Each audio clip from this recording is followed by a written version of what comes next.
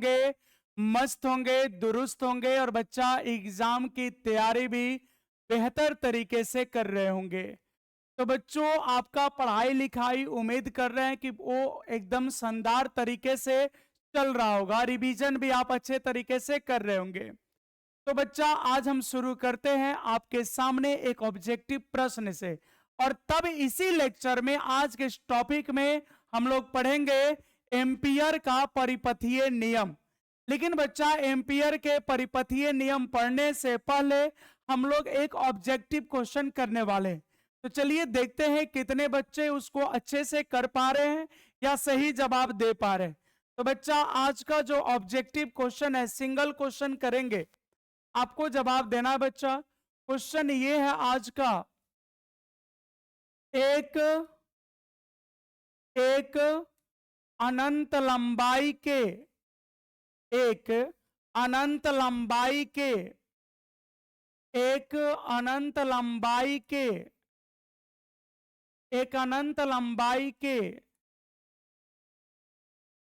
सीधा धारावाही चालक सीधा धारावाही चालक सीधा धारावाही चालक से सीधा धारावाही चालक से लंबवत दूरी ए पर लंबवत दूरी स्मॉल ए पर लंबवत दूरी ए पर चुंबकीय क्षेत्र तीव्रता होगा। ये बच्चा आज का सवाल है आपके लिए। चुंबकीय क्षेत्र तीव्रता होगा, चुंबकीय क्षेत्र तीव्रता होगा। तो बच्चा ये छोटा सा एक ऑब्जेक्टिव सवाल है आपके लिए। क्वेश्चन क्या बच्चा? तो क्वेश्चन है एक अनंत लंबाई के सीधा धारावाही चालक से लंबवत दूरी ए पर, यहाँ लंबवत दूरी जो बच्चा स्मॉल ए है, यहाँ पे स्मॉल आर भी दे सकता है। लंबवत दूरी ए पर चुंबकीय क्षेत्र तीव्रता होगा। बच्चा ऑप्शन 4 दिए हुए हैं। पहला ऑप्शन है बी बराबर मिनॉट बाई 4 पाई आई अपॉन ए, ये है बच्चा। ऑप्शन बी में दिया है मिनॉट बाई 4 पाई 2 आई अपॉन ए दिया है। और सी में दिया बच्चा बी बराबर मिनॉट बाई 4 पाई आई बटा में 2a। और डी में दिया है बच्चा कोई नहीं।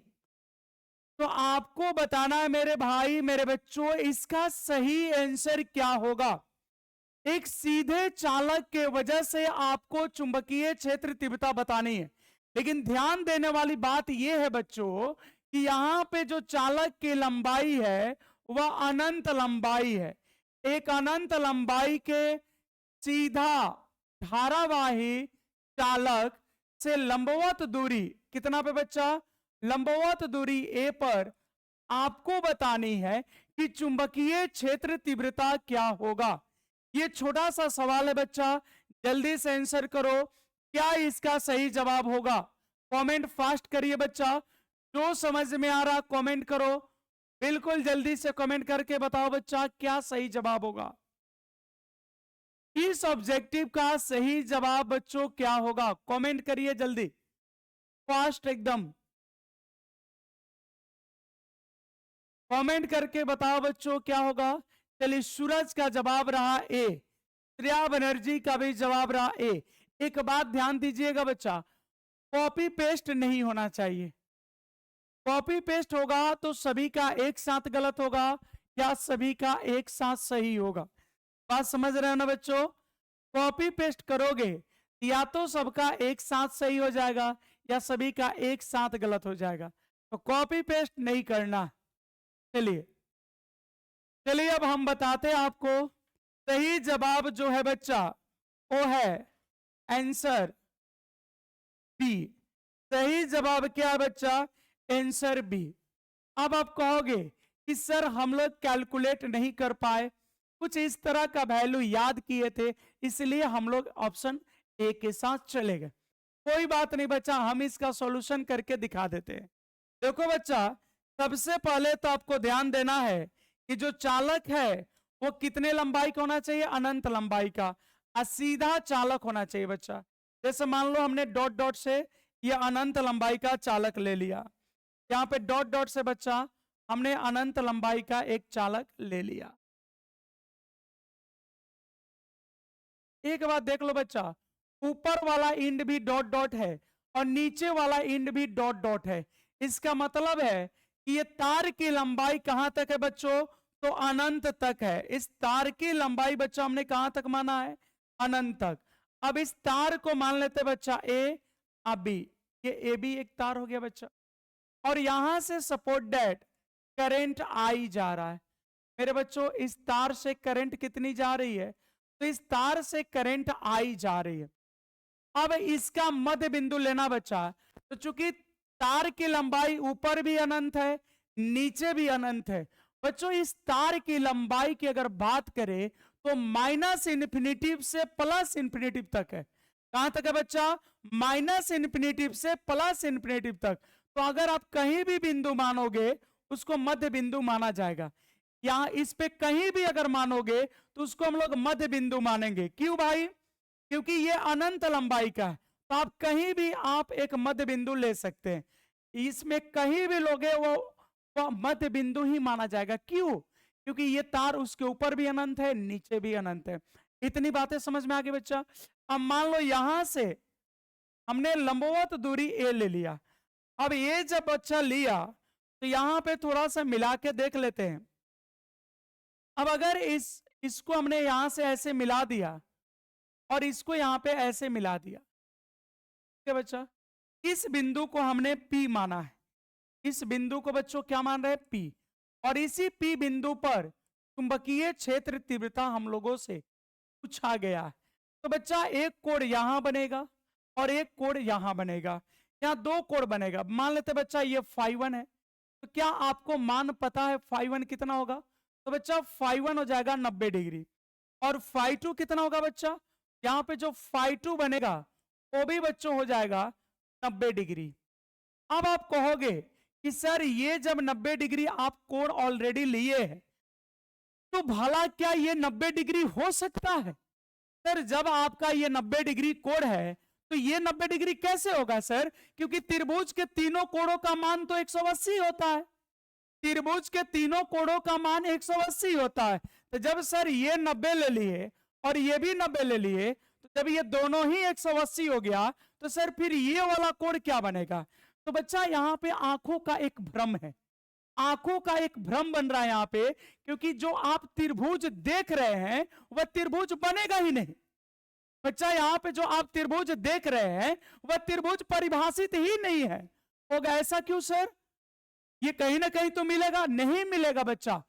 क्यों सर, तो देखो बच्चा ये लाइन कहां तक है, अनंत तक, और ये उससे कहां मिल रहा है, अनंत पे। तो बताओ अगर दो रेखाएं एक दूसरे से अनंत पर मिल रही है तो इसका वास्तविक मतलब है कि वो मिल नहीं रही है। अगर दो रेखाएं एक दूसरे को अनंत पर प्रतिच्छेद कर रही बच्चा, तो इसका मतलब है कि वास्तव में वो प्रतिच्छेद नहीं कर रही है। अब आप बच्चा बोलोगे क्यों सर, अनंत पे प्रतिच्छेद क्यों नहीं कर सकती है। तो बच्चा अनंत जो शब्द है वह अपरिभाषित होता है। अनंत शब्द बच्चा क्या होता है, अपरिभाषित।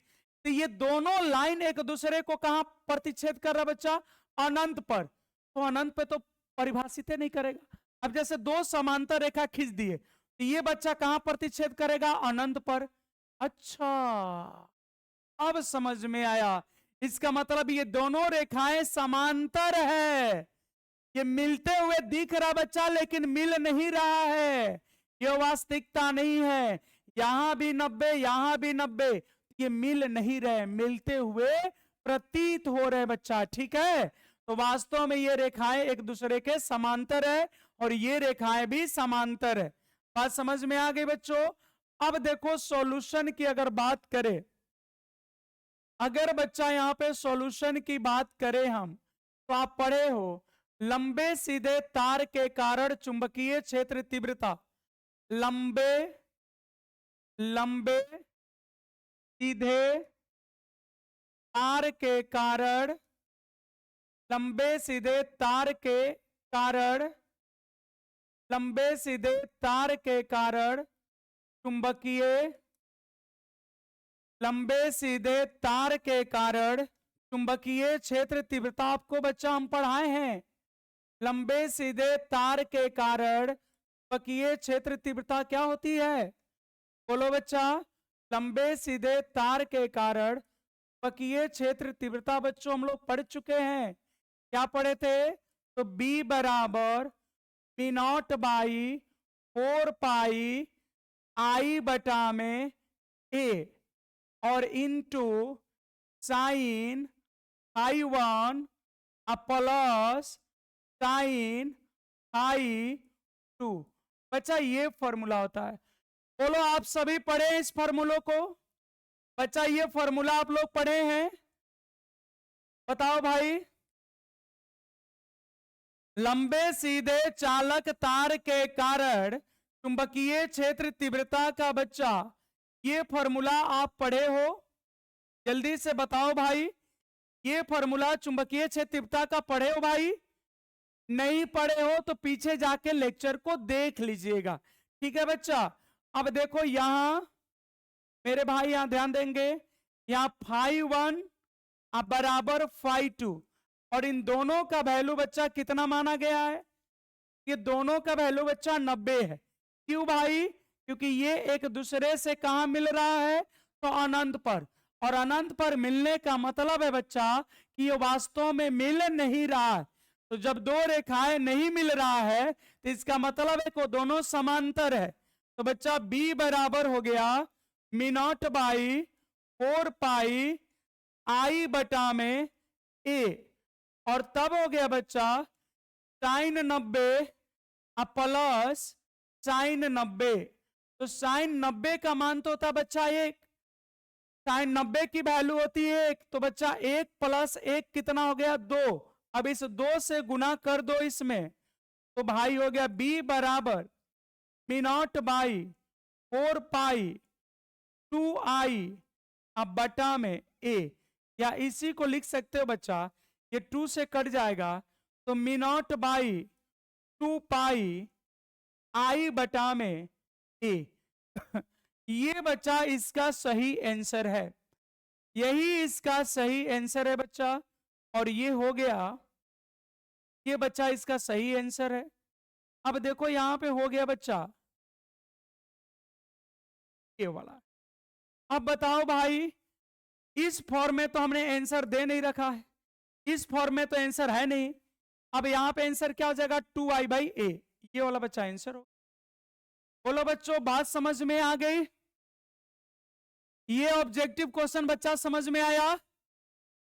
चलो ये ऑब्जेक्टिव क्वेश्चन बच्चा कंप्लीट हो गया।